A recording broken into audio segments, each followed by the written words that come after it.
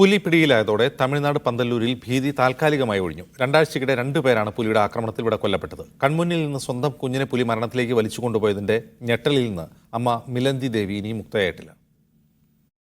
ഇപ്പോൾ ഈ കാണുന്ന പ്രദേശത്തെ തേയിലത്തോട്ടത്തിൽ നിന്ന് ഇപ്പോൾ നമുക്ക് കാണാം ഇത് ഇന്നലെ പിടിച്ച ആ കുഞ്ഞിൻ്റെ ഡ്രസ്സ് ഇതേപോലെ കിടക്കുകയാണ്.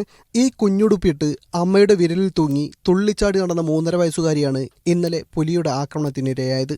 3.5 വർഷം നിലക്കാതെ കൂടെയുണ്ടായിരുന്ന കളിച്ചിരികൾ പെട്ടെന്ന് അവസാനിച്ചതിന്റെ ആഘാതത്തിലാണ് അമ്മ മിലന്തി ദേവി. काम था तो मतलब अच्छा अच्छा कह के बुला लिया। अब हम लोग के अभी मुसीबत पड़ गया है, हम लोग का कुछ पूछने वाला नहीं है. കഴിഞ്ഞ ദിവസവും പ്രദേശത്ത് സരിത എന്ന യുവതി പുലിയുടെ ആക്രമണത്തിൽ കൊല്ലപ്പെട്ടിരുന്നു.